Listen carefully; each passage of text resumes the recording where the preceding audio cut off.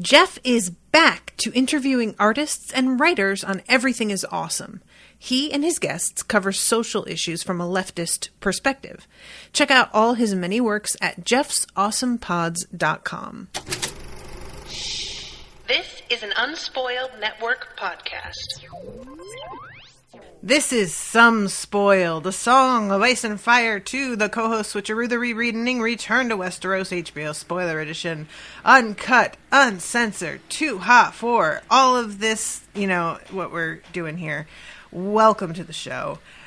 We are covering today chapters 28, 29, Sansa and Arya, back-to-back, the Sisters edition. And unfortunately, this is the one where Sansa is surprise married. Yeah. It sucks. Yeah. Welcome to Unspoiled.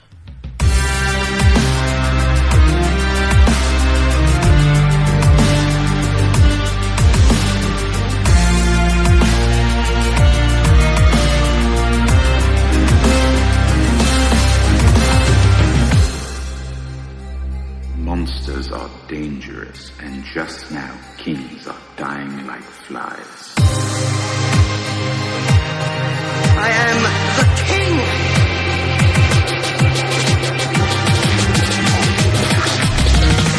Fuck the king.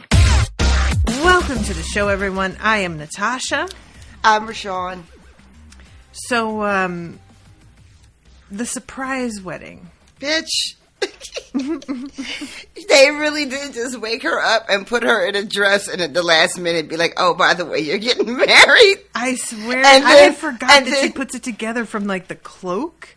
And so she figures it out at the last moment? And not only at the last minute, but then still doesn't know who she's marrying. Right. And then realizes, when Cersei has to say, basically, I think it's terrible that you're marrying my monster of a brother. Come on. Mm-hmm. So, do you remember in the show, she knows the wedding is coming a little bit ahead of time? I didn't. I was wondering about that. Okay. I'm asking, not saying. Oh, sorry. Well, then, no, I don't know. Yeah. My surprise at how it unfolds in the book makes me think it was handled differently in the show, but that is just me guessing, Yeah. Mm-hmm. But I was so taken aback by how this went that it really feels like new information to me.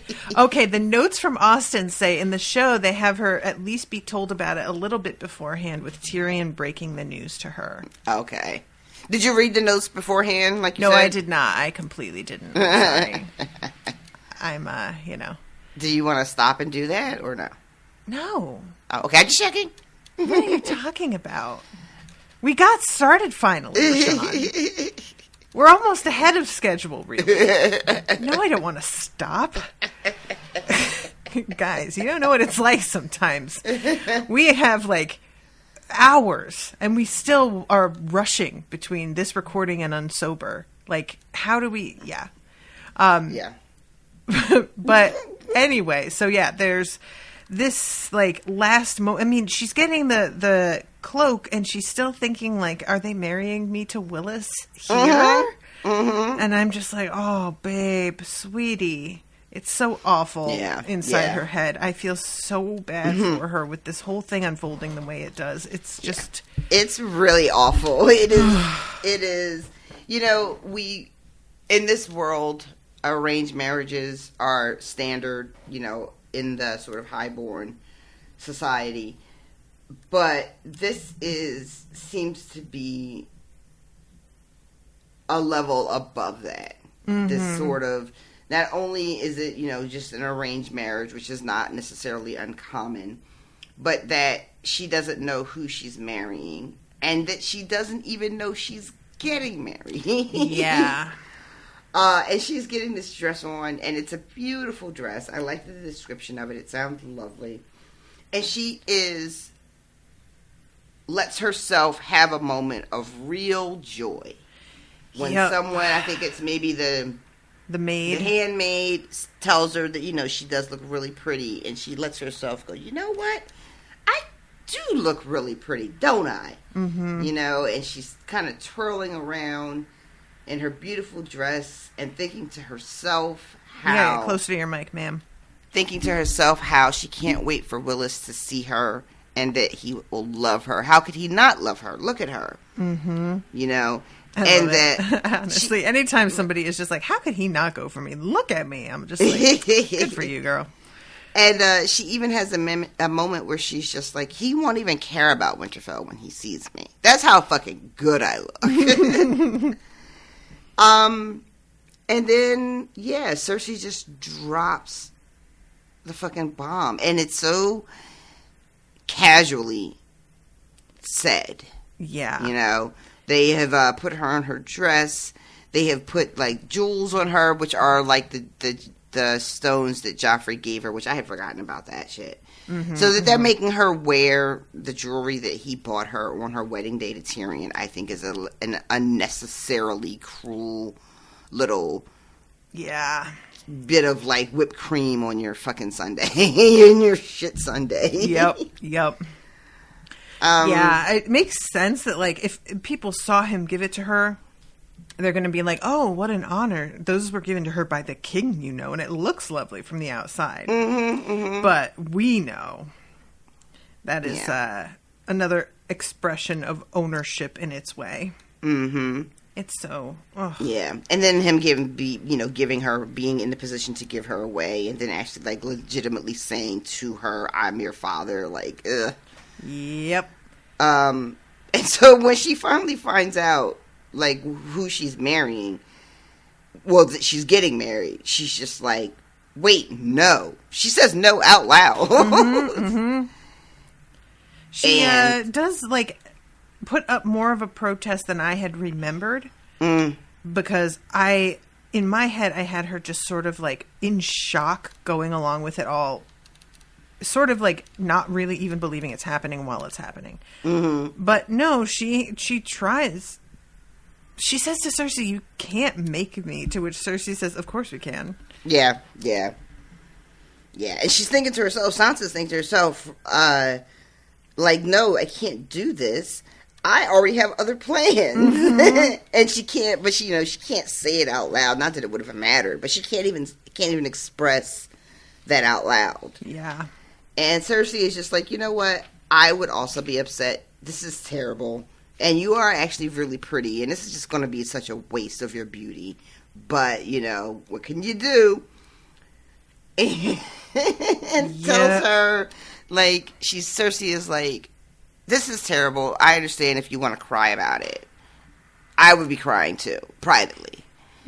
And tells her, you can have some dignity and suffer silently through this wedding, or you can make a scene and be like the laughingstock of the realm, or at least the fucking King's Landing. Mm-hmm. But either way, you're going to be married at the end of this fucking day. So how you want to go about it is completely up to you. Yeah. And Sansa ends up telling herself, well, I guess I'll just have to be brave. And I'll just go through this fucking puppet show. Yeah. With a straight Osmond face. Kettleblack, who says something about wolves are supposed to be brave, I think, right? Because he's, like, nicer to her than one would expect. Yeah, he's the one that says to her, like, just tells her to do as she's told, and it won't be so bad. Which I feel like is a lie people keep telling other people. And I really wish we would stop doing that. Yep. Because often it is just that bad. And sometimes it's fucking worse. Yes, it is. Just comply and you won't get hurt. Mm-hmm. Mm-hmm. And then she finds out that Joffrey is going to be walking her down the aisle, or presenting her to the scepter, whatever, and tells her to her face that I am your father. And I'm your father, and I'm going to rape you later. Oh yeah, I'm your father. I can marry you to whoever I want, and you being married won't fucking stop me from fucking you whenever I feel like it, from raping you whenever I feel like it. And then backs that up with a little bit of history about why it's okay and he's allowed to do that. And he mentions these other kings, including his father, who have all had whores and everything. So yeah, he's really giving a lot of mixed signals here. Yep. Yeah, it's almost like any position that puts himself in authority over her, regardless of how much it conflicts with the previous position, is the position that he wants. Yeah. Wild. He even threatens to marry her off to Ellen Payne, or to some random pig farmer, and is basically like, how would you like that? I could do that too if I wanted, so maybe you want to act better. Maybe you want to stop acting up right now because I could make it way worse for you. Which is so funny because, like, honestly, being married off to a pig farmer feels like I feel, right? Step up. I feel like then I wouldn't be in your fucking castle dealing with your fucking family. I'd live on a farm somewhere, and that doesn't sound terrible. But yeah, I have a hard time believing that Joff is going to, like, abscond to the pig farm every time he feels like raping. I just think that he would probably never show up again, or very rarely. So that sounds ideal. Yeah. I think maybe the first night it would probably be pretty bad, and he'd do something really humiliating, but then he would never come back. And it's right in the middle of her begging Joffrey not to make her go through with this marriage that Tyrion appears, and he hears her begging for anything but to marry him. Yep. And it's a real awkward moment for everybody involved. Yep. To Tyrion's credit, he is being really sort of compassionate, trying to be, And he's apologizing for pretty much the whole thing. Yeah. And is kind of also like, hey, by the way, I also think this is terrible. I don't want this. But honestly, he is the best option that was presented for her. Like, out of what his dad was outlining. I mean, this whole thing is obviously meant to keep the Tyrells from getting her. But yeah, I don't know. God, poor Sansa. It's just all around blows. And Tyrion is like trying to be as comforting as he can possibly be under the circumstances. And he is telling her that she's very beautiful and that, he apologizes for not having had an opportunity to come and tell her the news before the big day, but his father said it was out of the question. And she is thinking to herself, like, oh, he's awful looking. Am I supposed to tell him I think he's handsome? Will he even believe me if I try to say it out loud? Like, what am I supposed to say to him? And he's like, I know this is terrible. I know you didn't ask for this. And maybe if I had said no, maybe they would have wedded you to Lancel. Maybe that would have been better for you, because he is at least handsome. And she's like, you are missing the point, sir, in her head. Yep. I don't want any of y'all trifling ass Lannister. Yes. I mean, I really wondered, too, with Lancel having been sleeping with Cersei.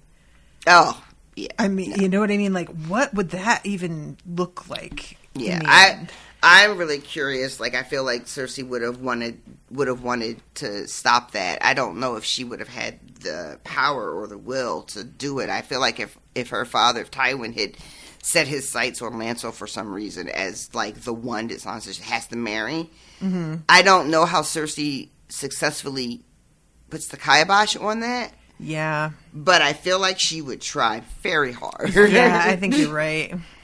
But then, like, how does she explain why it can't be to her father?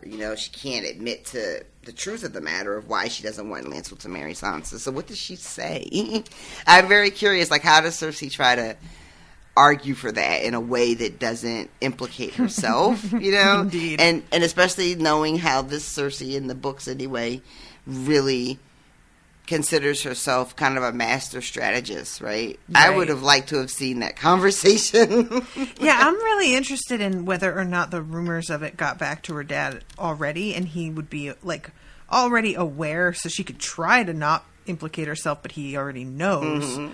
or if he hasn't heard about it, because like there's a real vibe that Tyrion figured it out and nobody else knows. Mm-hmm. So would Tyrion like sort of let it slip? You know, would that be something that he would even want to do? I don't know. But that would be interesting to see. Yeah. Just I feel like if Tywin had any idea about the rumors, that would have made him even more insistent on Lancel marrying Sansa, because you want to get him married and out of like the rumor mill of, not that it would have had any concrete impact on whether he kept fucking Cersei, because clearly being married doesn't keep you from fucking who you want to fuck. Mm-hmm, mm-hmm. But I feel like Tywin would have been like even more adamant that, you know, we need to make this look better, so we're going to get, we're going to get Lancel married off, and that will take care of that. Mm-hmm. But it doesn't. But Tyrion brings up Lancel, but then doesn't really say anything after. He's just is like, oh well, you know, he's closer to your age and he's better to look at than I am. Mm-hmm. And if you want to marry him instead, Tyrion is like, I'll stop it and we'll do it. Which I feel like, would you though? How could you? Yeah. You're not the one calling the shots in any of this, so that's a bold statement for you to tell her that you could end this farce on her word. But, I don't know. He's just out here saying whatever, I guess. Yeah, I almost wonder if it's like a kind of test to see how she would react. But all she says is, you're very kind, but my duty is to marry as the king commands. And he doesn't have any acknowledgement to that specific statement that she makes. He just says, I know I'm not the kind of man that girls dream of. Mm-hmm. And it says, I'm not Joffrey, though. And she's like, that's at the very least correct. Yeah. It's not a lot to recommend you, but it's not untrue. You have been much nicer to me than he ever was, so I guess... But yeah, and the fact that this conversation is happening just literally moments before they walk out to get married is so wild to me. Yeah. So they go get married, and it's not the sort of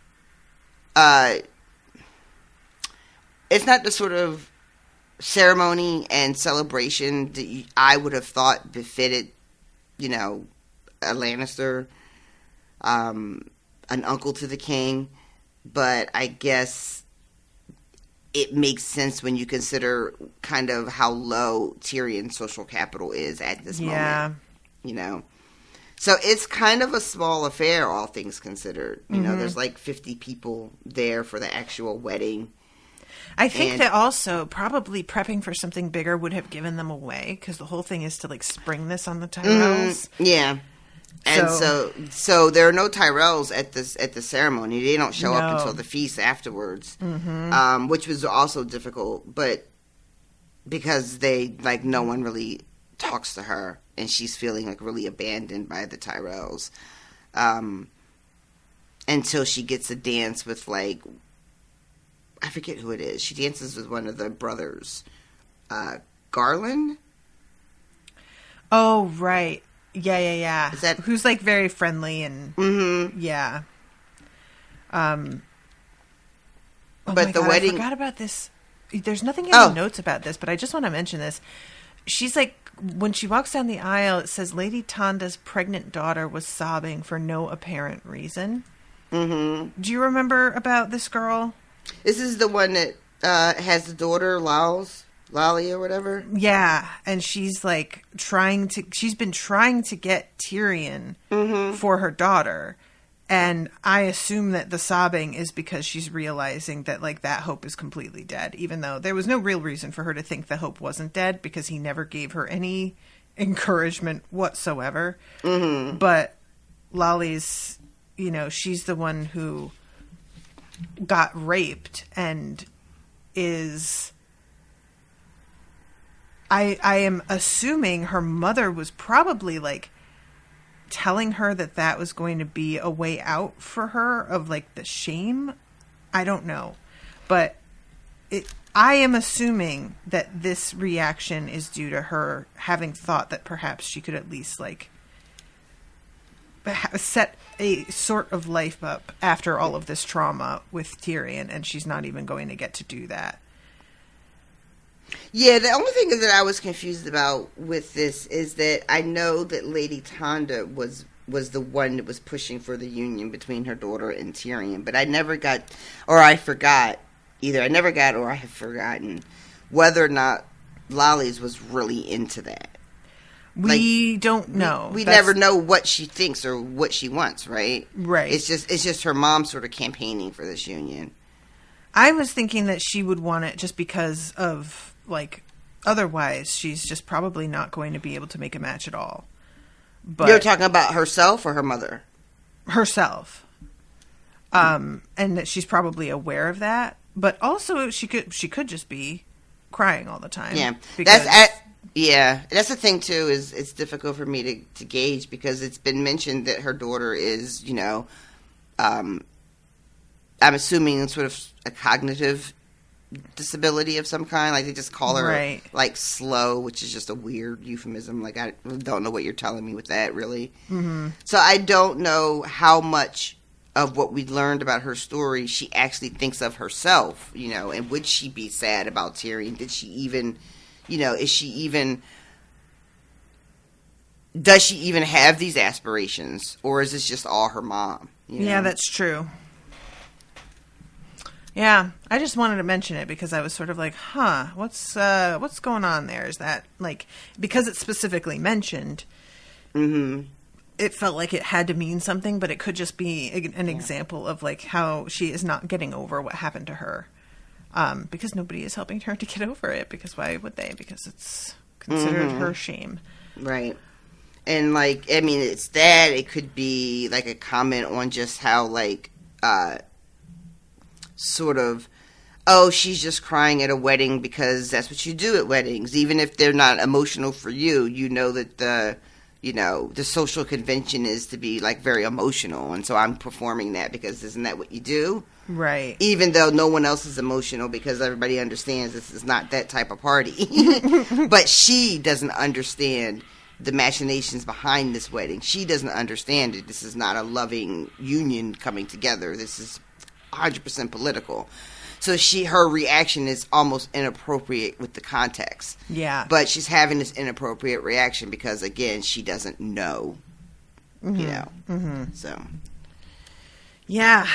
So we get into the ceremony, and here comes a moment that's, like, so frustrating because I completely understand Sansa's fucking feelings on this. But Tyrion tugs on her gown to try and signal that she should kneel, because part of the ceremony is putting the cloak of his house's sigil over her shoulders, and he isn't tall enough to reach. Yeah. There's a whole thing where the exchange of the cloak, I had forgotten this completely. The scene is in the show. But the first thing that has to happen is her cloak has to be removed, and Joffrey does that. And when he does that, he manages to feel her up and, like, grab her boobs and shit while he's taking the cloak off, because he can just do that, you know. Yep. And he is, like, grinning the whole time, gives it a little squeeze. It's just, like, horrible. So this is what's happening right before Tyrion starts to tug, is she's dealing with this thing with Joffrey, which I feel like has a lot to do with her just being like, no, I will not, no. You know, like, on top of everything else of this morning, then I have to stand here and let this fucker call me, you know, my father to my face, and then he's gonna squeeze one of my tits and laugh about it. Yeah, no, I'm not kneeling for shit. Fuck you. Even though poor Tyrion is just like, I'm just trying to get the cloak on. Yeah, this is something I felt like in the show, they don't... In the book, when you're in her head, it just makes such sense how she reacts here. But in the show, it feels a lot more like, oh, she's just being a bitch. Yeah, like she's just being cruel to Tyrion. Yeah. That moment on the show is about Tyrion. It's not about Sansa. Yeah, that's true. That's exactly it. And there's a note here from Austin. In the show, she does kneel after Joffrey takes away a step stool put on the dais. Small but interesting change. Yeah. But yeah, here, she just straight up is like, no. And it's like when she finally does see his face, Tyrion's face, he's like bright red, totally humiliated. And she actually does feel like ashamed of herself all of a sudden. And is like, man, that... But also, again, still I get it. And I'm not like mad at you for it. Like, it sucks for him being in the middle of this, but like, it sucks for you more. It just does. It just does. I just think the whole moment is framed so differently from the show to the book. Like here, they don't even provide a stool of any kind. No. Like the show, the stool is there, and in Joffrey, because he's like such an evil monster, almost to the point of being cartoonish, you know, he kicks it away or removes it or whatever he does. Here, it's not even given. And then they end up calling Dantos over to be a stool. Yeah. And so she's getting mad. And the whole time this is happening, like when she doesn't respond to his tugs to kneel, Sansa is thinking to herself, like, I have envisioned my wedding day. And none of this is what it's supposed to be like. The person I'm supposed to be marrying. And this exchanging of cloaks is, you know, doesn't mean anything to me. But clearly it is, you know, a very important part of this ceremony. And it's like a moment that a little girl pictures as part of the whole thing. And it's just so not what she wanted for herself and thought that she was going to have. And then she just gets kind of stuck, you know? Yeah. But on the show, you don't know that she's thinking all this. You don't get this, you know, inner monologue. So the moment is very much about Tyrion's humiliation and Jeffrey, of just him being a monster. So then the moment becomes a little bit about him as well. And she just gets lost in that scene, in my opinion. Yeah, I wonder if they were like, they decided that because we're not in her head, it would have made her look too cruel if she just refused flat out, and that's why they did have her kneel. Because they were like, well, you know. She ends up putting her head, she kneels a little bit here, right? I don't, let's see, I'm trying to find the spot. Dantos comes, Tyrion gets on, he gets on the back of Dantos and puts the cloak on her. And then she turns around, she looks at him, like you said. Suddenly she was ashamed of her stubbornness. She smoothed her skirts and knelt in front of him. Oh, that's right. I totally missed this. So she kneels now because she felt ashamed. I didn't even catch that she, like, does wind up kneeling after, because of, like, I totally missed that somehow. Right. Yeah. So... And then they kiss, and it's awkward. It doesn't. And this is when you were saying, like, she realized how ugly he is because they're so close now, and she thinks he's even uglier than the Hound. Which I'm like, the Hound is somewhere off page, minding his business. Just shots fired for no reason. Oh, I love that. So they're declared man and wife, and then they go to the wedding feast. Marjorie gave her such a sad look, and when the Queen of Thorns tottered in between left and right, she never looked at her at all. Eleanor, Alla, and Mega seemed determined not to know her. Yeah, My friends, Sansa thought bitterly. Yeah, this sucked. Yeah. I wanted, and I guess that's kind of what we were supposed to get a little bit from Garland, but I really wanted a moment. I mean, I get... They couldn't, obviously, publicly talk about their plan and how they had been outsmarted, you know, and all that. But this sort of not acknowledging her at all, I just felt so bad for her. Because despite whatever they're thinking behind their behavior is, as far as Sansa is concerned, she's just been abandoned again. Yeah. Yep, and finding out about, like, oh, well, they want your claim, and she's like, fucking Dantos was right. I was trying to make it into this whole other thing, and once again, I'm just overestimating people's motivations for things. Yep. And then she starts thinking about the betting, and how... This is a horrendous thing in this world, and I don't like it, and I wish it hadn't been included. The betting? Yeah. This is like an actual thing. Yeah, I remember reading about it when the show was happening and there was all this talk about it. Yeah. I still don't like it. That's fair. But yeah, she's just thinking about how, like, that when she was little, the whole thing had sounded so, like, naughty, you know, scandalous and fun. And now it's just very threatening. Like, she's had her clothes ripped off in front of everybody already.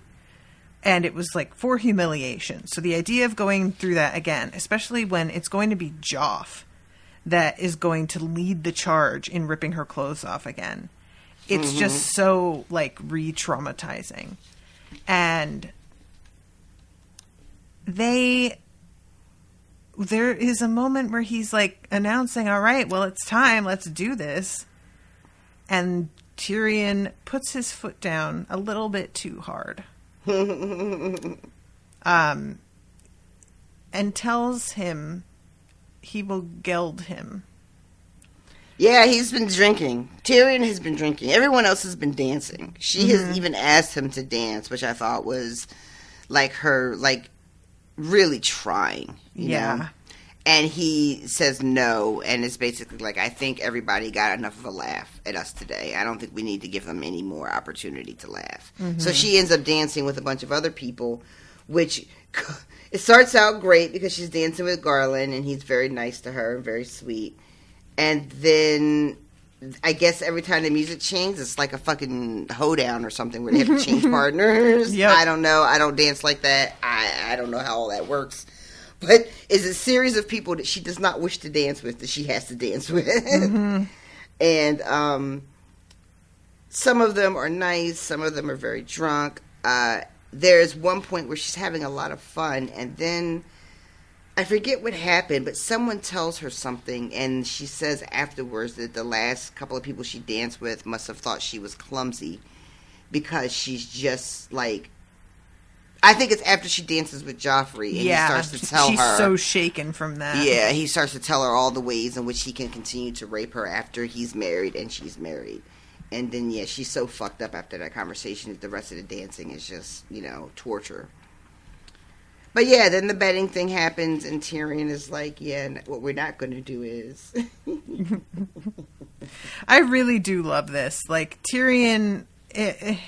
It's a combination of things probably for him, but I like to think that he can sense her terror at this and maybe remembers about her getting her clothes ripped off and what that was like. I don't know. But it definitely feels like, yeah, it is also for him because he doesn't want to deal with that kind of... I mean, the whole thing is supposed to be that he would also be undressed... by the women, right? Right. And I think that he would also like to prevent that from happening because the kinds of reactions that he would be getting from that would be also kind of traumatizing in his mind. You know what I mean? Yeah. So, yeah, he just has gotten really drunk by this point and tells Joff, if you try to insist on this betting, you're going to have to fuck your wife with a wooden prick because I am going to geld you. And I'll geld you, I swear it. And then later on, it was a jape. It was, I misspoke. And his dad is like, yeah, you can see he's super drunk, right? And Tyrion is just like, oh, yeah, I'm real drunk. Not drunk enough that I didn't know what the fuck I was saying, though. And I'm like, Tyrion, can you just shut up for a minute? Just stop. Just let them think you're so drunk you don't know what you're saying. Just go ahead. Yeah. He has to says, just keep being like... Yeah, he's like, I'm drunk, but I'm not so drunk I can't fucking take care of my own bedding. I don't need all this extra help, people. Yep. But he does this other thing, too, because Tywin ends up also putting the kibosh on the whole bedding ritual. Tywin's just like, I think we don't need to do this. And he also says, I'm sure you didn't mean to insult the king. And that's when he apologizes, says he misspoke. And then Tyrion does the thing that we've seen him do forever, which is take shots at himself to sort of diffuse the tension. And this is when he says to everybody else that I only threatened to geld Joffrey because I'm jealous of how big his dick is. Yep. And my dick is so small. And then it says something like, and if you take my tongue out for saying that, how am I going to please my wife? You know, and everybody gets a real big laugh at it. Yeah. I hate it. I hate all of it.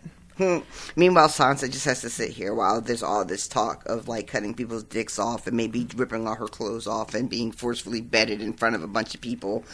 You know, she's got to sit there while this conversation is happening with, like, no agency. She cannot do anything. She cannot say no to anyone, really. She can't just get up and fucking tell them all to eat a dick and leave. Like, she can't do anything but just sit there. Yeah. And it's the worst.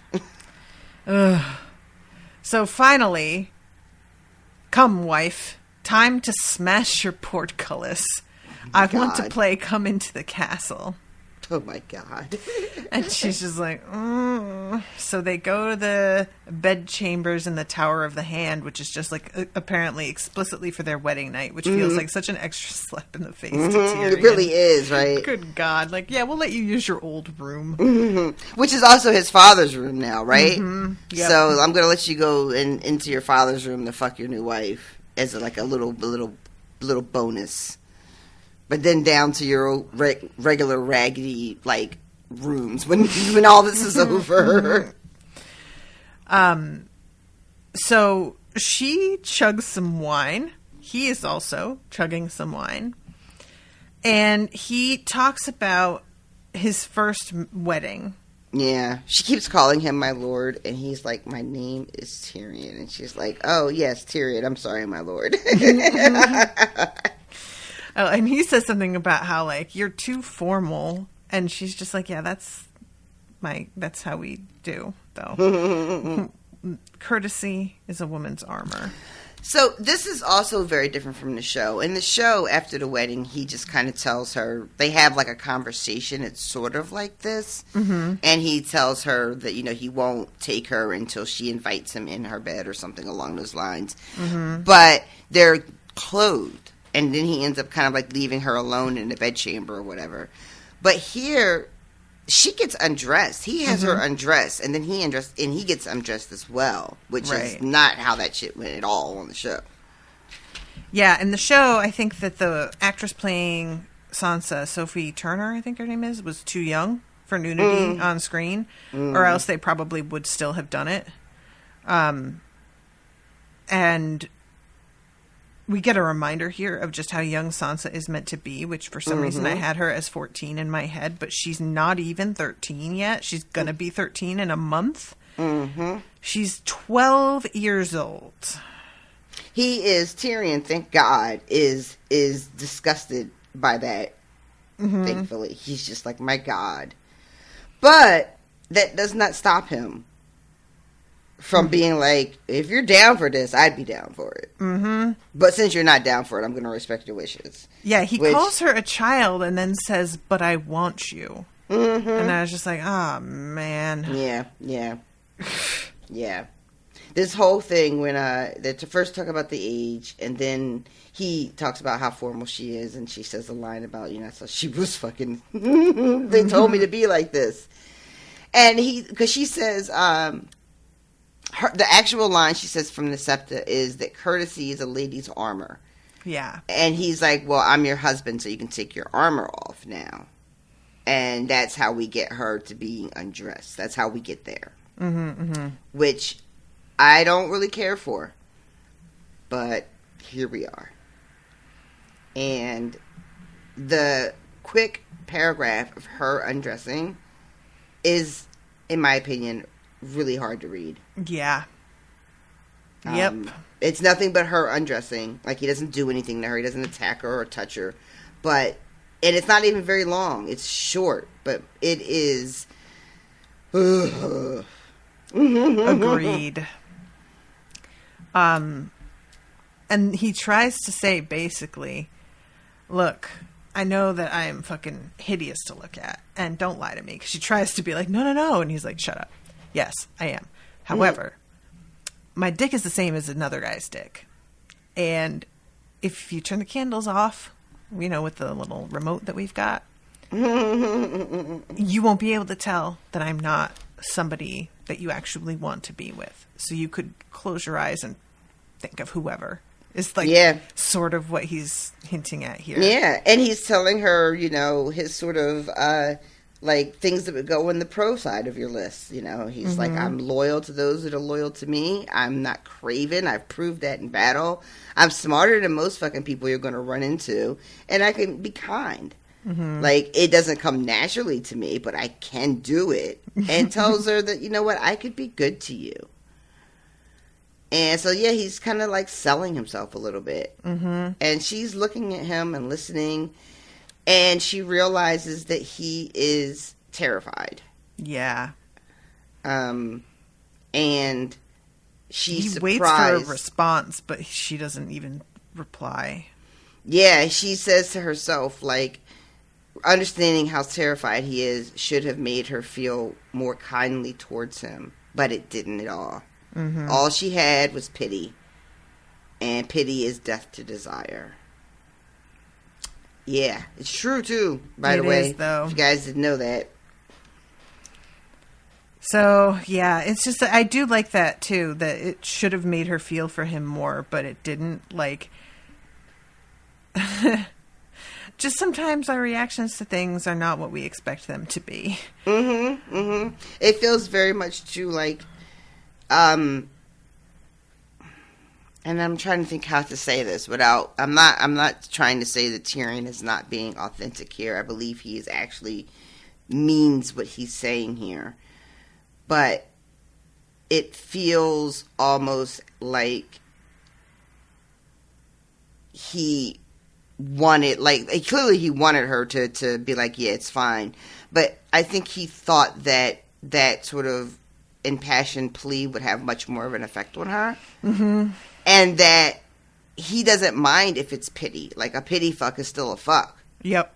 Yep. But but since we're not in his POV, we get to find out how it actually hits. Yeah. And it does not hit good. It does not land. It does not make her feel anything other than, oh, what a sad state of affairs this all is. Right.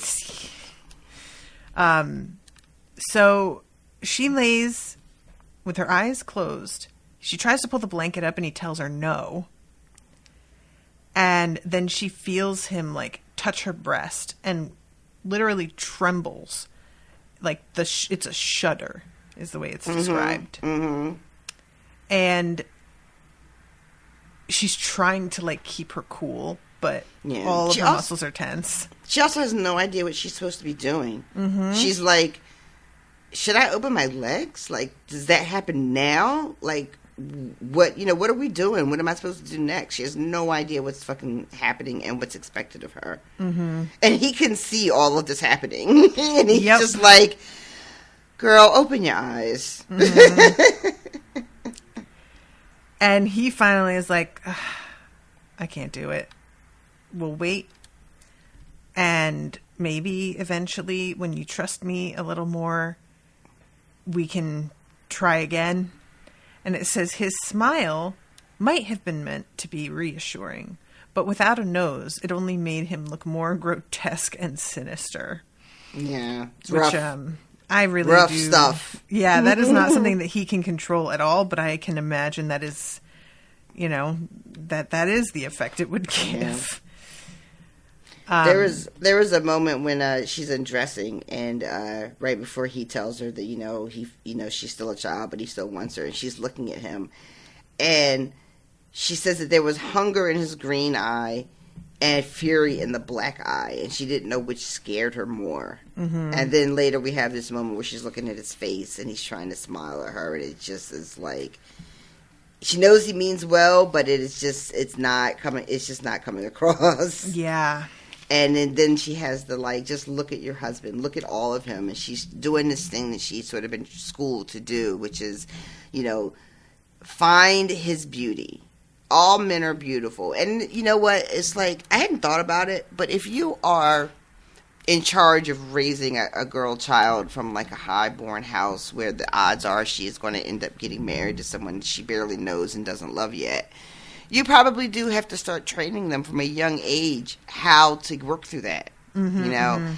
And so the idea that Septa Mordain had told her as a child that all men are beautiful, you just have to work very hard to find it. Like, of course you would teach little girls that, right? Yeah, yep. But I had, you know, it never occurred to me that would be part of the schooling. But yeah. So she's trying to, you know, do what she was taught to do. And it's not working. Every part of him is so ugly. There's nothing that she can find. And I'm like, well, the beauty of Tyrion is that he is like a compassionate, intelligent person. But there's no reason for her to trust that or believe that, you know. There's absolutely nothing that she has experienced that indicates believing this sort of thing does any good for her. Right, right. And, like, ultimately, to be honest, even if she were to believe Tyrion, he doesn't have power to defend her. Exactly. So he can mean well, but he isn't actually positioned to do anything with that that's materially effective. I mean, she just had, you know, a low-key alliance with some of the most powerful people in King's Landing when she was dealing with, you know, the Tyrells. And look how that worked out for her. Yep. You know, and they are considerably more powerful right now than Tyrion could hope to be. And it still meant nothing. Yep. And so she's looking at Tyrion in this moment, trying to find the beauty. She cannot find it. And she starts to think to herself about how unfair all of this is. And what did I do to fucking deserve this? What sin was so great that this is a reasonable punishment? And girl, same. Yep. I ask myself that all the time.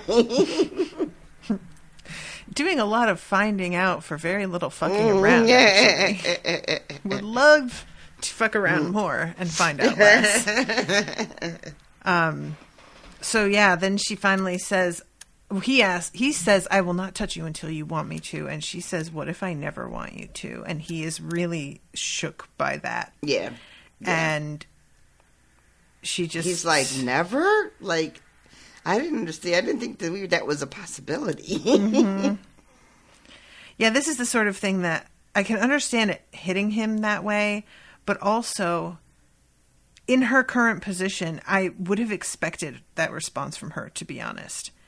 In, like, the situation that we are currently in, and you're offering to, like, never touch her, being like, what if I never want you to, is a perfectly reasonable thing to ask, to be honest. I just, you know, I was sort of surprised at the fact that he is so caught off guard. But yeah. I think, again, too, it's that... the beauty of the POV, right? Because in his mind, this statement is enough that her reply should automatically be so filled with gratitude that the idea is, of course, maybe one day I will, right? It's and the honesty of her just being like, yeah, and what if it's never? Like, he's really shocked because in his mind, this sort of me doing you a favor and swearing that I won't touch you, which, by the way, is my right as a husband. So you can't really hold me to this, but I'm such a great guy, I'm going to go ahead and make this offer to you. And her reaction is supposed to be so grateful that, of course, she would consider a moment, a day in the future where she might really want to fuck him. You know, it's that thing that people do that a lot of times men do, you know? Yep. And again, it's like the fucking... when he's telling her, like, his good selling points, you know, like, it's not necessarily that they are conscious that they are doing this thing, but they're doing it nonetheless. Yes. I'm not like other guys. Kinda, yeah. Weird I'm not like other guys. Yeah. So yeah, the chapter ends with him being like, well, I guess that's why God made whores for imps like me, and then... Like, it's low-key incel-y, you know? It's got some low-key incel energy, all of this, you know? Yeah. Like, here I am being a nice guy, but because I'm not attractive, you know, you're not giving me the time of day. But I'm nicer than any of these good-looking guys that you probably fantasize about, you know? But you won't fuck me, though. Yeah. I see you, Tyrion. Oh, and there's also the thing, I forgot that Garland specifically says, like, I see how you look at Loras, but I promise, like, he isn't for you. And I had forgotten that that's said in the way that it is said. Yeah. He says I feel like he says something else to her as well. That I thought was kind of important. He comes and asks her to dance, and he gives her a message. He says, oh wait, is it a message? No, hang on. She dances with him. They talk about Willis. Oh, they start talking about the name that he has, because his name is Garland the Gallant, his nickname. And I feel like he says something. Oh, when she's talking about how happy she is, and he says, your eyes give lie to your tongue. Yeah, I like that moment too. It's like the only person that acknowledges that she is not having a great date today.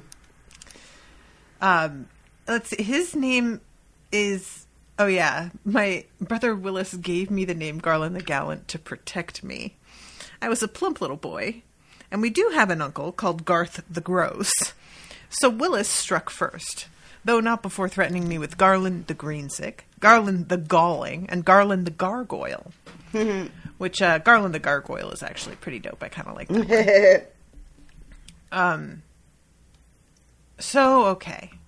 Oh, there it is. I knew I didn't just imagine it.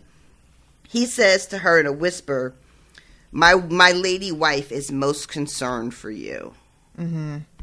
That's what it is. It's like the only kind of acknowledgement from the Tyrells at all that this shit is fucked up. Yep. You know, it's the only thing she gets. It's not really a real message, but it's the only sort of like acknowledgement that, hey, I thought we were all like friends, and you know, you cared about my well-being, and now this fucked up thing has happened to me, and you guys are all powerless to do anything about it. So we all just have to pretend like we were never all like plotting together. and you've all just sort of left me, you know, I want to say to the wolves, but the wolves mean a whole different thing in this book. So what else do you get left to? The hyenas, the vultures. Vultures. So yeah, that was the other thing about that little moment when they danced together that I thought was like, God, that's all she got. That's it. Yeah. That was all she got. So, okay.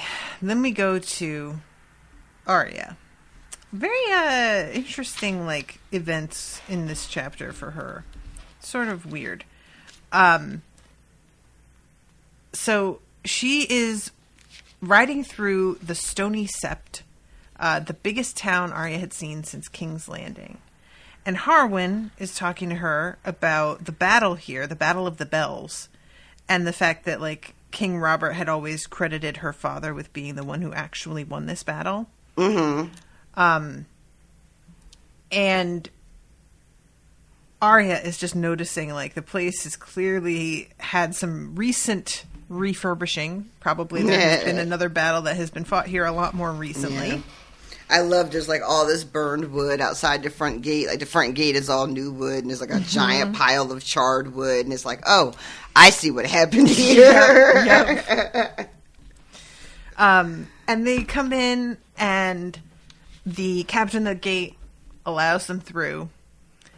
And Tom asks, how are you guys doing for food here? And the gate guy is saying that the huntsman brought in a flock of sheep. There's been some trading. South of the river, we even have a harvest that didn't get burned. But we are also getting jumped for shit a lot. We'll have wolves show up. We'll have mummers show up. And if they don't want food, they're trying to rape women or just steal. And this is when the Kingslayer is brought up. Talk is he slipped right through Lord Edmure's fingers. And Catelyn would be really mad because that suggests that her father's dead, which he is not, and everybody is continuing to like call her brother Lord, which she just really does not care for. I love that Lem questions it. It's a reminder to me as a reader how important titles are, and how much information is conveyed just by how you address somebody or how you refer to someone. So Lem is like, "Oh, did Lord Hoster die?" And the person who's talking is like, "I don't know, he's dead or dying or something." Close enough. Yep. So then it says the huntsman is going to find Lannister. They think that he might be making for the Blackwater. If Sir Jaime's hereabouts, they'll find him. I've seen them dogs rip bears apart. And Lem is like, rip them apart? Don't do that. This guy is worth a lot of money. You don't just kill him. Come on. He knows that, right? And this dude is like, well, the thing is that he has suffered a very, like, horrible event recently. When the Westermen came through, they raped the huntsman's wife and sister, put his crops to the torch, ate half his sheep, killed the other half for spite, killed 6 dogs, and then threw the carcasses down his well to poison the water. So I'm pretty sure just ripping the man apart would be fine right now. It's not really not about the goal. It's about the principle. It's not always about the money, Spider-Man.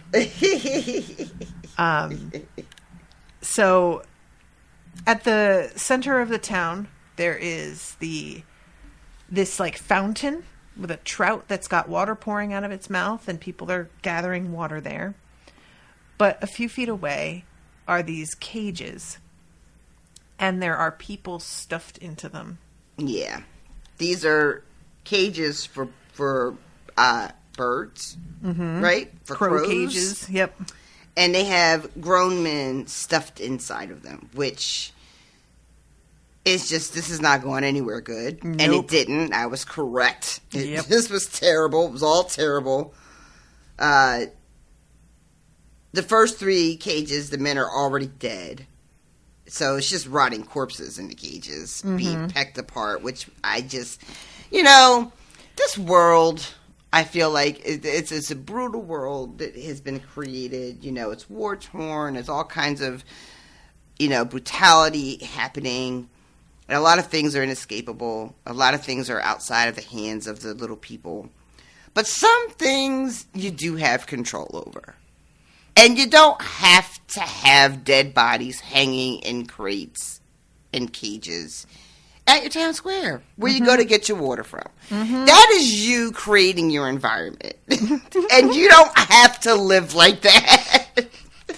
Rashawn is about to become a motivational speaker for the small folk. Listen, guys, I know shit's hard out there. But how about we do a little bit of Marie Kondo, does this spark joy? Right. And this body, I feel, probably doesn't, and we'll just put it in the trash. You could even donate it. I'm not saying you weren't right to kill these men. I 100% agree they deserved it, right? But once they are dead, it's been enough. Yep. Agreed. That's not punishing them anymore. That's punishing yourself. Like, you're just standing here next to the smell of rotting human beings. Like, cool. Who was this for? At least put that shit on the gate for outsiders to see. It doesn't need to be by the goddamn water fountain. Yeah, that's really what I was thinking was like, this, if it was going to serve as like a warning, this isn't the place to put it. The best I can do is the torture of these men because they're all screaming for water, and that hanging them close to the water fountain is like added a layer of torture to it. That's probably it. But I like, even knowing that, I'm still like, yeah, no. I see what you're trying to do here, and I'm still saying no. Yeah. So this Lem is like, what the fuck is this? And a woman says justice, and he's like, y'all ran out of fucking rope to just hang a person in the humane way that we used to do? And Tom wants to know who's in charge. Who said to do this? Yep. Was it Wilbur? Did Wilbur say this was okay? And someone has to be like, oh, Wilbur dead. Dead for a year. It was the Mad Huntsman caught these wolves. Arya went cold. Yeah. Wolves. They're Rob's men and my father's. Yeah. She finds out that they're Rob's men before, like, finding out what exactly these men had done. Mm-hmm. Because the first guy that's telling Lim why the huntsmen are, like, out for blood, he says Westermen, which I'm thinking those are, like, the mountain, right? Mm-hmm. And some of those people. But then the guys in the cages are wolves, so we don't know exactly what they've done yet. So when Arya realizes who's in the cage, she doesn't know, like, what their offense was. Yeah. So I don't know, like, it felt for me at first like I thought she was just almost like, I can't believe my father's men or Rob's men would do anything that deserved this kind of punishment. Mm-hmm, mm-hmm. Yeah, I agree with that. Yeah. Like, the idea of and then, of course, she has no idea about, well, she has some idea because they ran into it at the end as well. Reports of, like, northern men engaging in, you know, mm-hmm. some shoddy and shady behavior. But it still feels very much like it must be really difficult for her to understand that her father's men could behave so dishonorably, mm-hmm. you know, and it's still a shock anytime it comes up. Yeah, there was that sept that got, like, looted and everything, and they mm-hmm. said that it was wolves that did it. So she's looking at these guys, and we get very detailed descriptions about all of their injuries and their being covered in flies. And one guy was gelded, as we heard a threat of last chapter, and there's just, like, maggots eating away at this, like, hole. Mm-hmm. And she wants to know whose men they are. She tries to ask one of the guys, but they're just so, like, beyond, you know, they're delirious at this point. They can't answer any fucking questions. All they can do is, like, beg for water. And someone yells at her to, like, leave them alone. Yeah. There's none of your concern. Just keep moving along.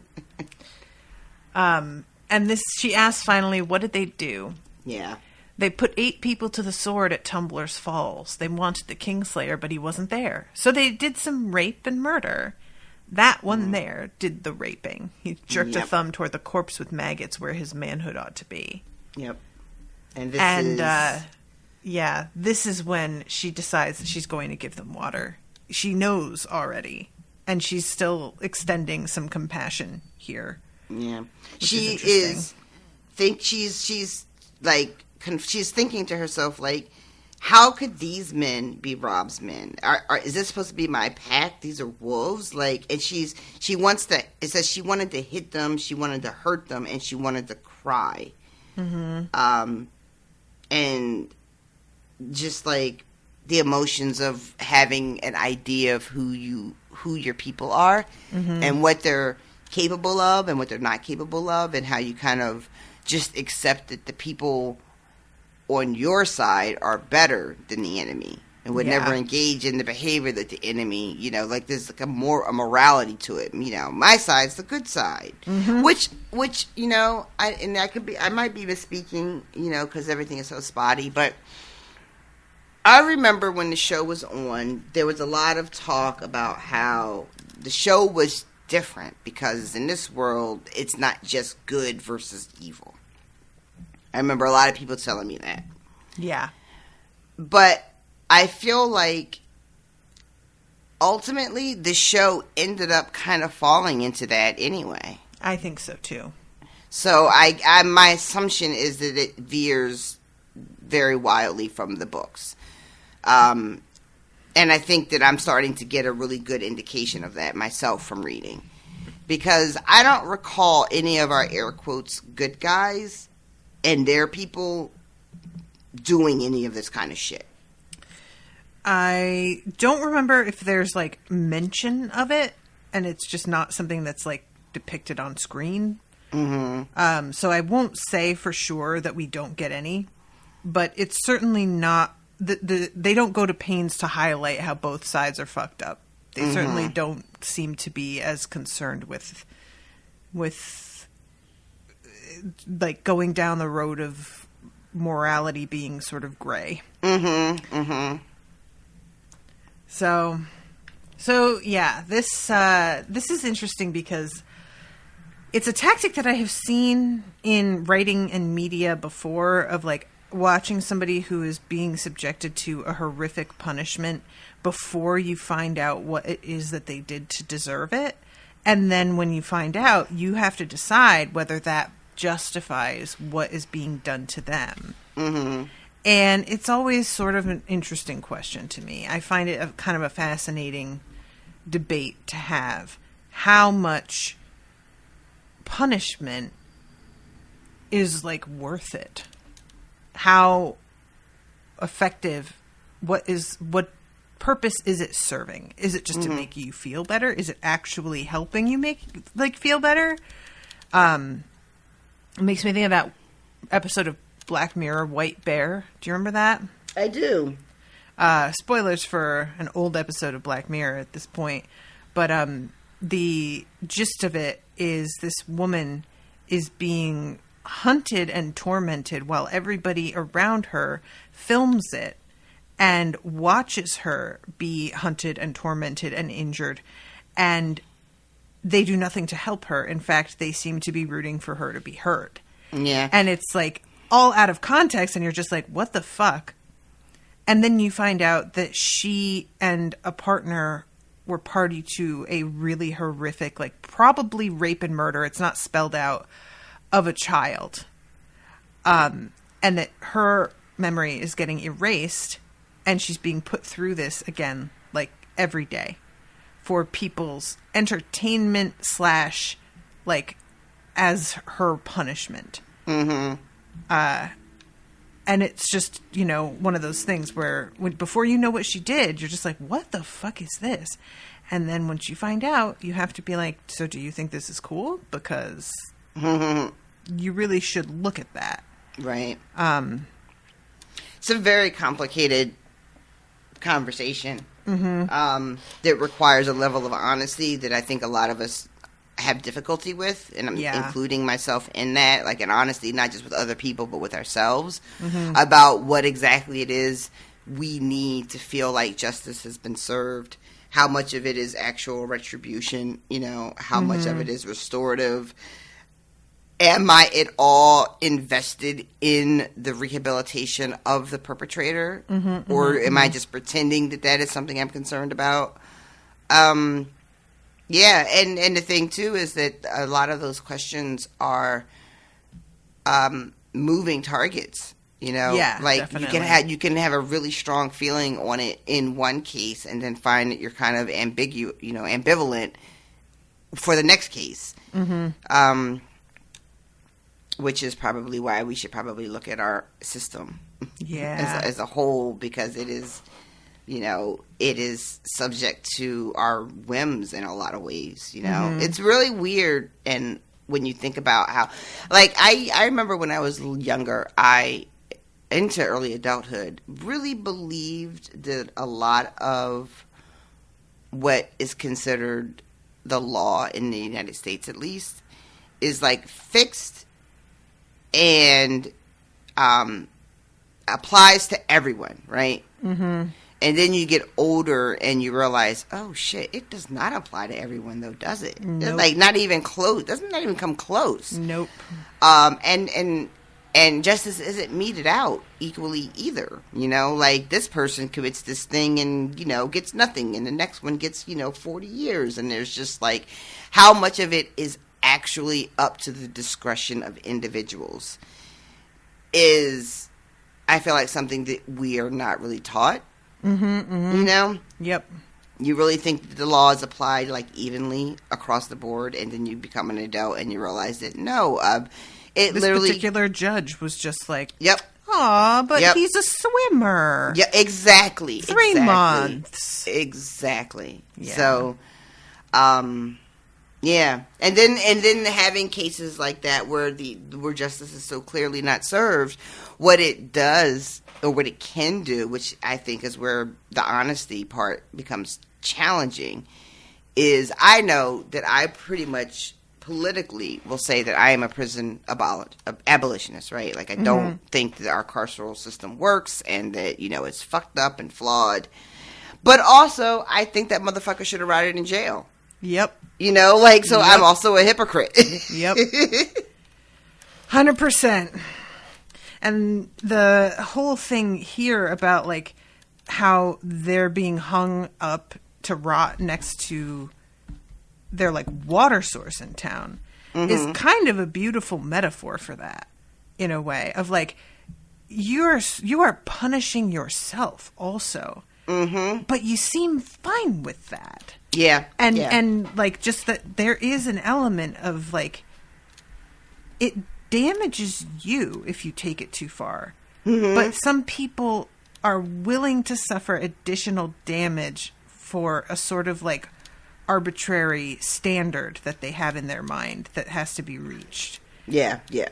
That is, also the fucking insidiousness of, like, these systems of oppression that exist is, like, when you talk about how patriarchy also harms men, but they participate in it because the benefit is worth it. So they take the harm for the benefits. Same with, misogyny and white supremacy and all that kind of stuff. Like, those systems also damage the people that it benefits. But people have decided for themselves that the cost is worth or outweighs, the benefits outweigh the cost of whatever damage that they're doing to themselves. Yeah. I saw some post the other day, and there were no sources cited. So I'm presenting this as sounds like it probably could be true, but also I don't have any valid, like, backup for it. But the premise was, when Americans are asked, should prisoners be allowed to attend college level classes and get degrees, they say no.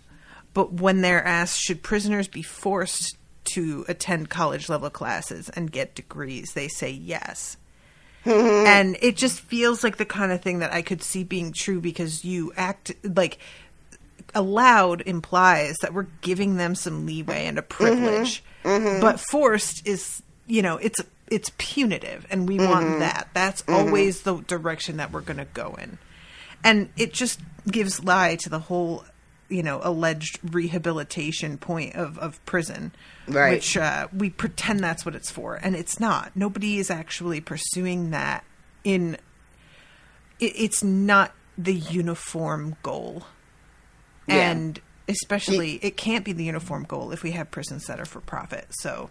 Exactly. That's other thing. That's exactly what I was about to mention. Like, before we had sort of like the veneer of rehabilitation, right? This is for society's good. But then after a while, we just flat out came out and was like, nope, this is for money. And we all collectively as citizens were like, yeah, it's fine to have prisons be for profit. Like, of course that makes sense. And the fact that our prison population exploded after we, went with for-profit prisons is just, I don't know, a coincidence. It's just a really weird trend that has absolutely no explanation. Yeah, it's really weird that, like, when prisons build in your township or wherever, and then they enter into a contract in which the state promises however many bodies per year, that those bodies just magically appear. It's just like, I don't know, it's a real mystery. And just FYI, guys, the for-profit prisons, they make all kinds of stuff, and sometimes it's furniture, and just, if you see something that says, made in the USA, there's every chance that it was made by essentially slave labor in a prison. Most likely. So, just, there's so many things that we try to use as a metric to be like, I'm going to be a responsible consumer, but we just don't actually get given the information to do that in a real way. There is no ethical consumption under capitalism. Yep. So she is giving them water as one of the men, Lem, is like, this isn't decent. And they're like, yeah, well, what they did wasn't fucking decent. And they're very, like, protective of their method here. And when she gives them water, this dude is like, Mad Huntsman isn't going to like to hear that you gave him water. And Angwai says, yeah, he won't like this either. And he just shoots them. Yeah. And kills them immediately. And they don't really get any, like, pushback on that in the moment. No, they just move on to the next fucking thing.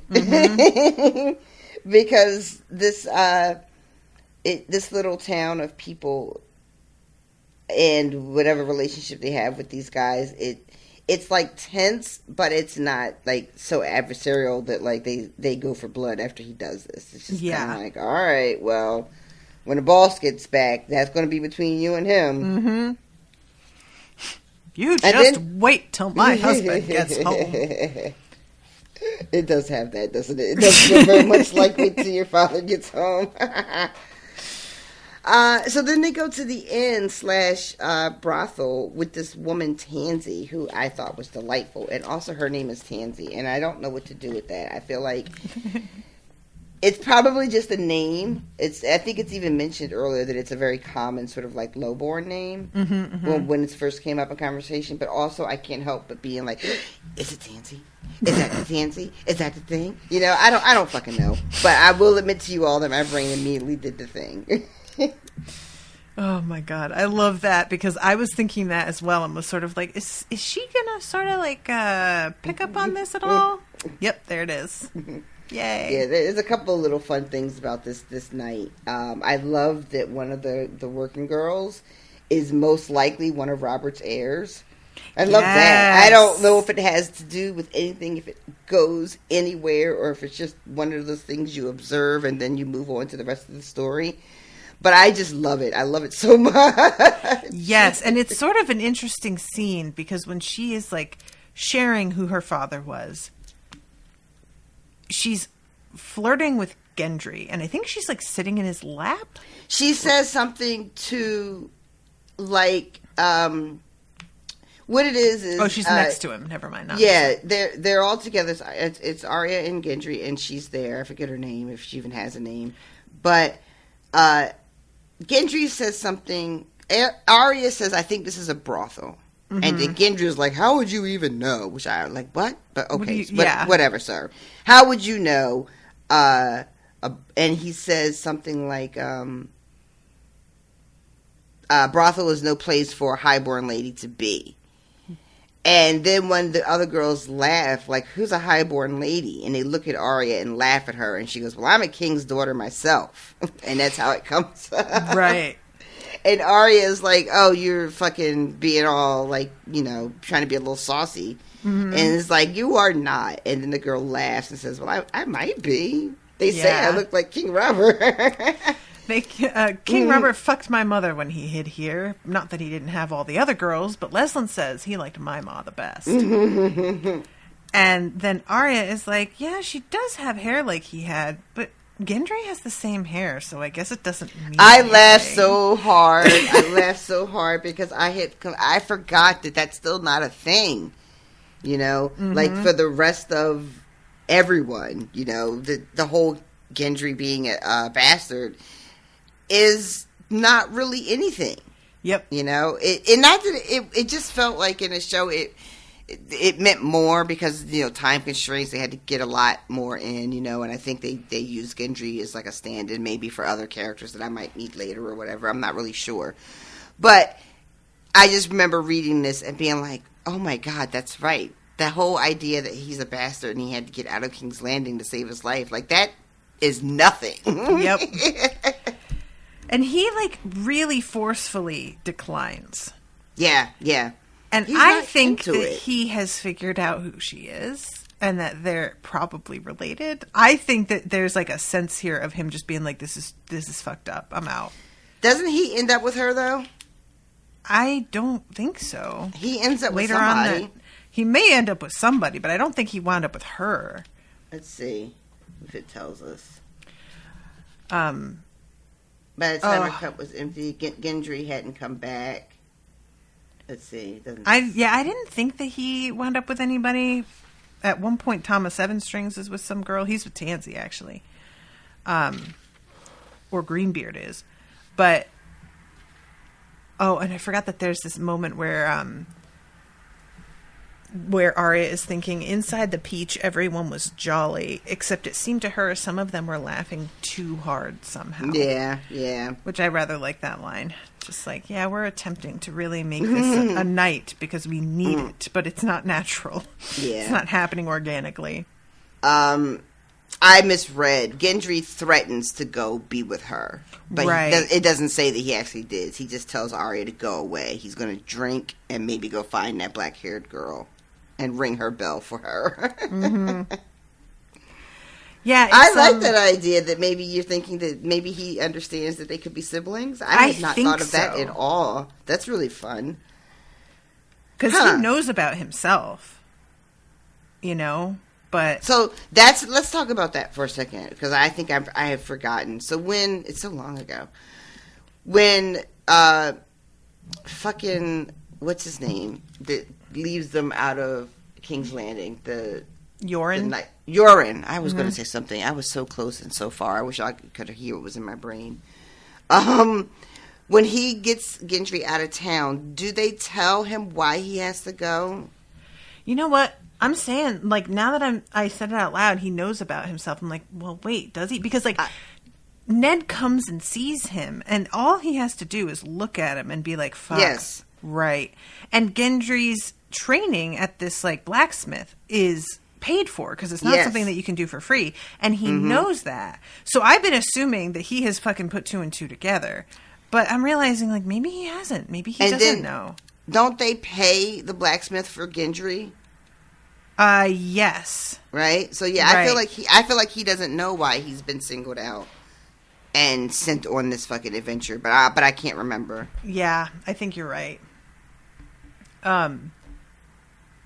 But yeah, so maybe he doesn't. Maybe I'm just reading into this, and the talk of who her mother is and her connection to Robert, maybe he has enough knowledge of that it's just kind of bothers him, not because he thinks they're related, but because that was also what happened to his mother. Right. Kind of thing, that feels like something there, having knowing that you were the child of a sex worker, and that these highborn men and just men in general, roll through town, run through all the women, and then go on their merry way, and leave people behind to fend for themselves. Maybe this is all just hitting a little too close for home, and he's just not in the mood to act like it's a big party, Mm-hmm.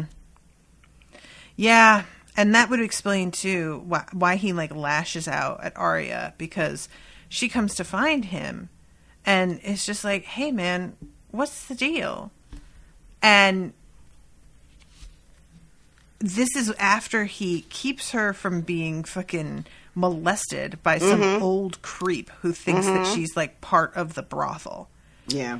And he tells the guy she's my sister because he knows that this dude, you have to have ownership over a female. Yeah. For another guy to actually back off. Mm-hmm. She's got to belong to somebody. Otherwise, she's just up for grabs. Exactly.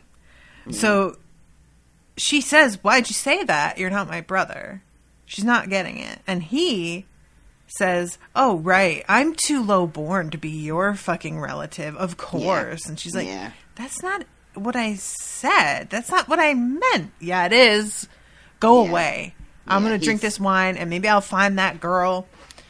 I said go away, milady.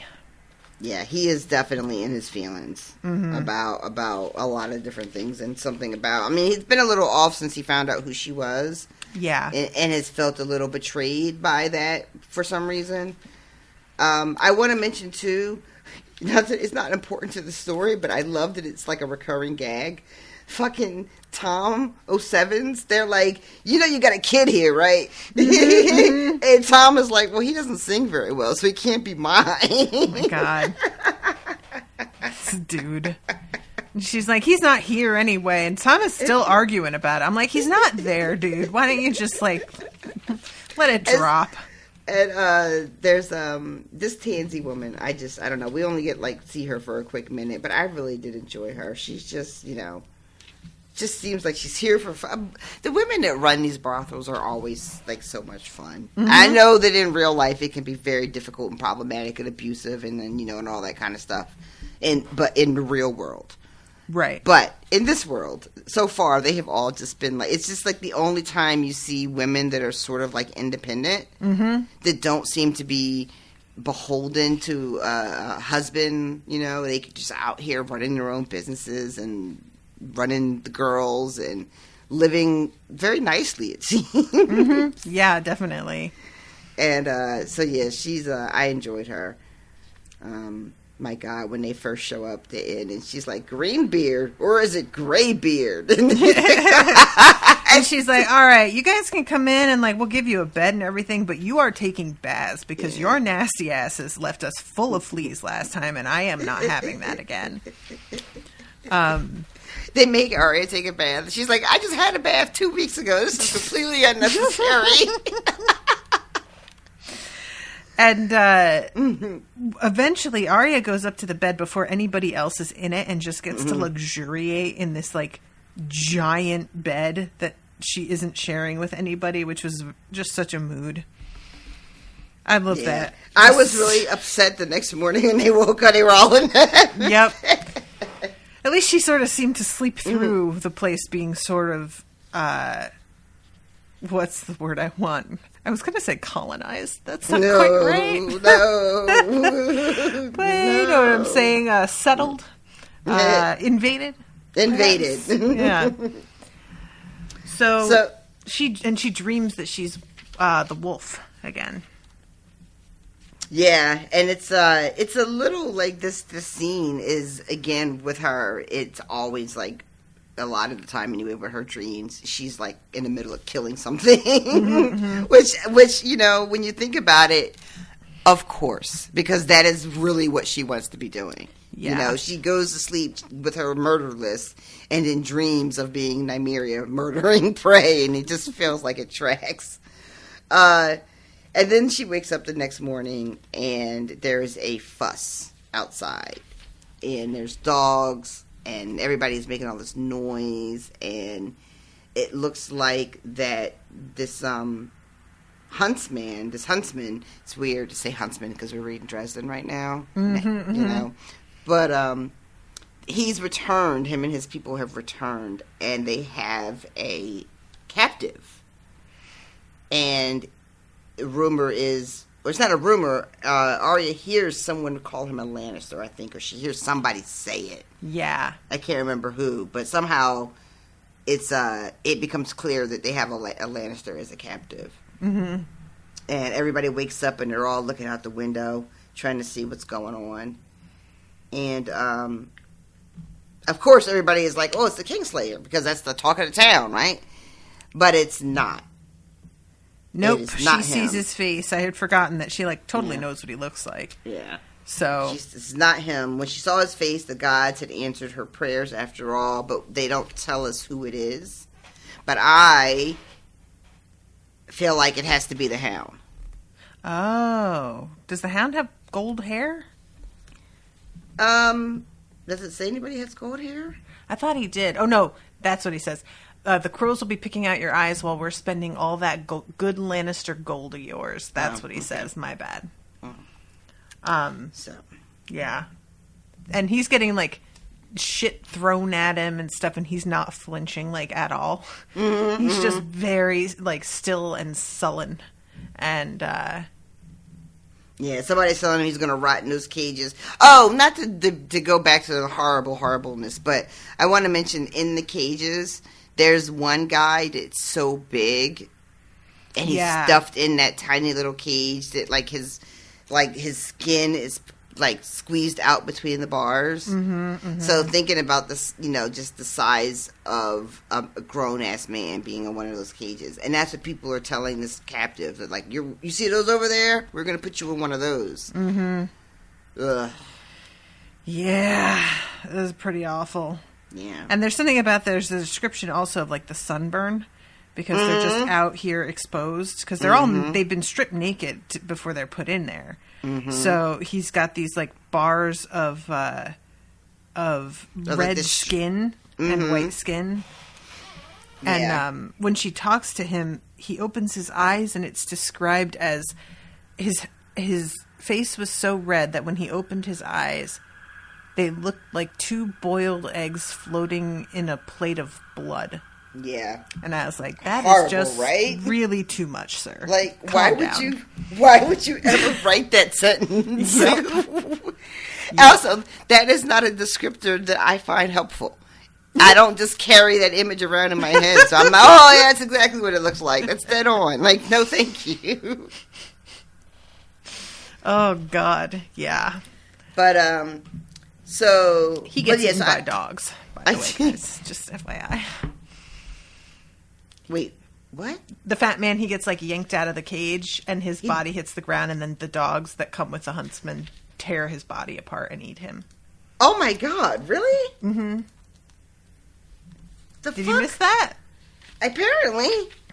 Man, I just, like, I don't know why I closed my Kindle, but yeah, it's, like... What? Hold on. Very close to the end of the chapter. Is it close towards the end? Here it is. Let's see. A dozen riders sat astride their horses, watching the townsman open the fat man's cage and tug his arm until his swollen corpse spilled out onto the ground. The dogs were at him at once, tearing chunks of flesh off his bones. Yep. There it is. I see it. Yep. There it is. I just went right past that.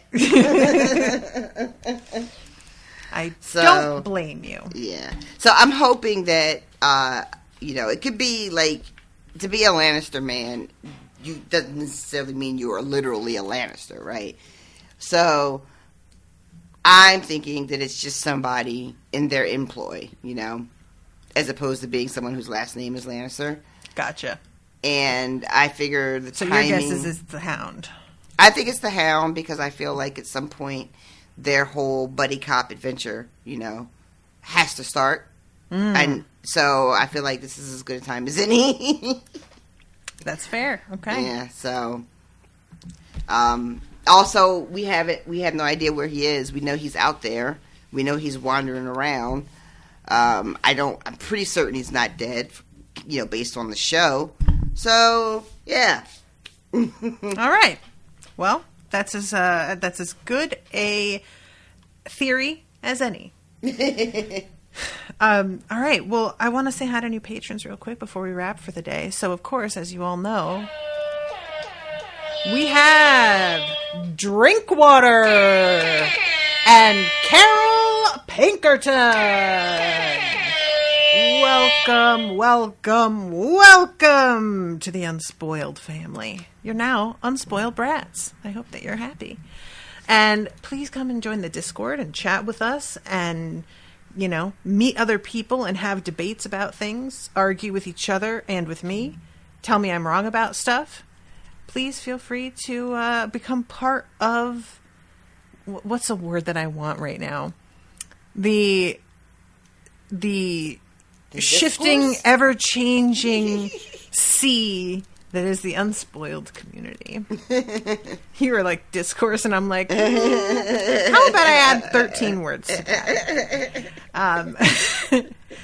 But thank you guys again so much for becoming patrons. And again, if you are able to, I could really use the support right now. It has been a difficult few months.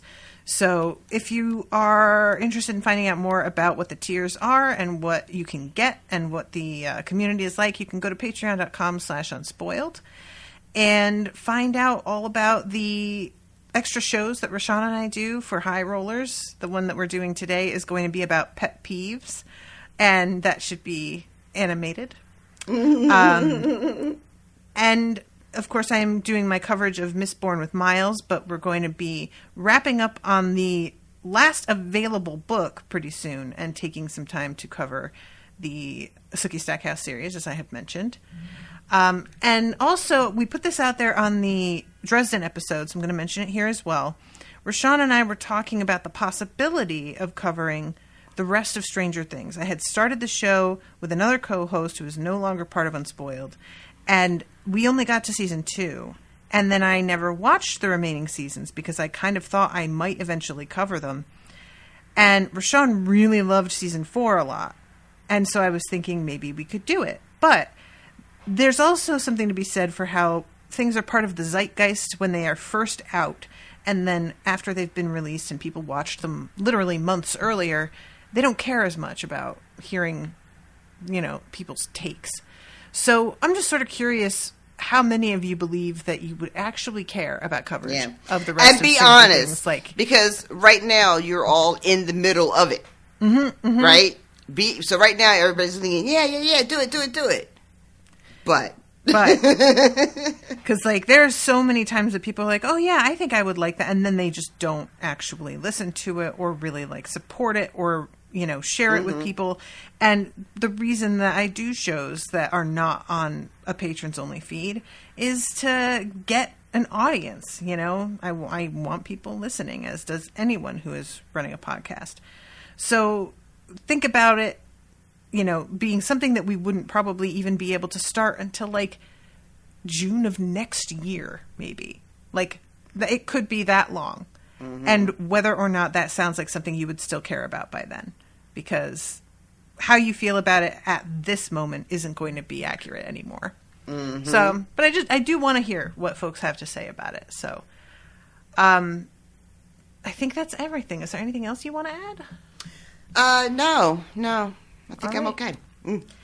All right, folks. Well, we love you all very much and hope you're enjoying the coverage. Until next time, toodaloo, motherfuckers. Bye, guys. Joffrey, Cersei, Walder Frey, Meryn Trant, Tywin Lannister.